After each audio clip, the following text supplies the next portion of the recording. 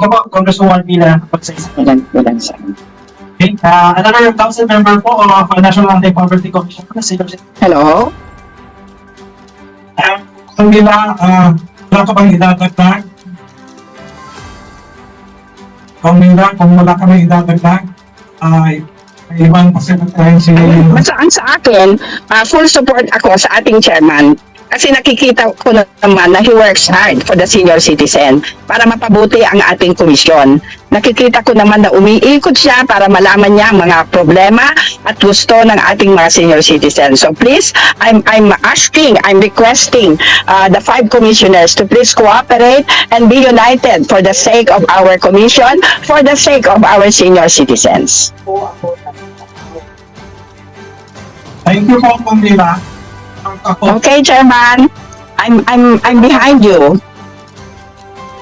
Thank you po ulit, Congresswoman Pila. Let's hear po ang Council Member Jose Alambawi po from Port del Rio. Sir Jose, Morning from the Cordillera Highlands. We would like to thank our commissioner kasi alam namin malaki ang tulong niya kahit dito sa Bulubundukin. Ang problema lang, may nagsasabi na sa akin, di Cordilleras, ano ba ito? Umpisa na ng NCSC, National Commission of Senior Citizens, naging National Consumption of Senior Citizens. Kasi merong nagko-complain, and this is an internal matter. Tinatanong kami kung ano ba ang rason. And we believe na ang commissioners, yung 5 commissioners versus dito, kung meron mang rason, they can talk it over. Kasi wala namang problema na hindi na-resolve kung hindi magkausap. So, yan lang ang hiling namin. Yung sabi ni Congresswoman Magsaysay, don't rock the boat. Kasi people come and go, but the commission should be preserved. And one way of destroying the commission is when you go against your chairman. So, the same. Kaya ito ang hiling namin na sana umpisahan kasi ang senior citizens, it is already too late. Yung commission that should be functioning, naririnig namin dito na hindi pala makafunction kasi nihidwaan sa loob. So, we are behind you, Chairman Quijano. We would like to call on the 5 commissioners to sit down and try to iron out everything. Kasi kami dito sa Cordillera na nangangailangan ng tulong ng commission we are alarmed yung nangyayari. So ito lang, we give you our backing, Chairman Quijano, and we would like also to request the 5 commissioners to be able to sit down with you and iron out everything. Thank you and good day. okay po, Commissioner, ay Council Member Alambawi at officer ng PhilStaff. Thank you, Sir Jose. We have a clarification for Council Member Marichu from Media po. You mentioned about the allegations na may pong commissioner with cases. Can you please elaborate on them and can you introduce it? Thank you. Yes. Okay, thank you very much. Actually, it was there was a hearing, a joint committee hearing in the lower house of Congress, wherein there were charges filed against all the commissioners, buong NCSC.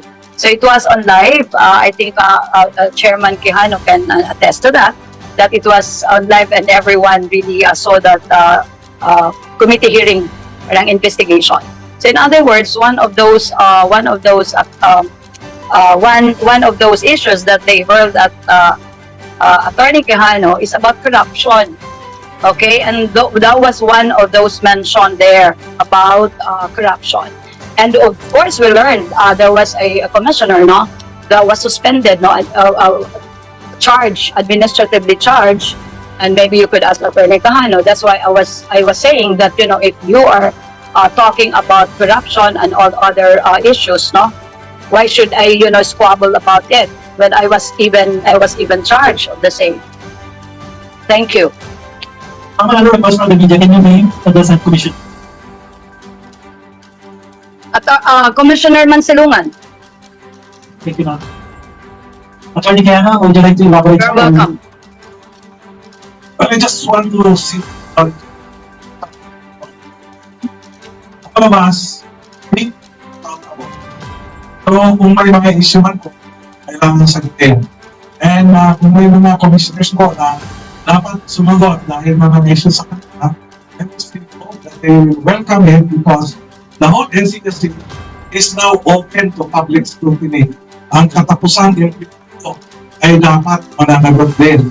So in my case, I just would like to hope na kung may mga issue siya, this is just the beginning of our fact check. If tomorrow may tanong ko, sasagutin ko pa rin. Thank you very much. Okay, thank you, attorney. Any question from the media?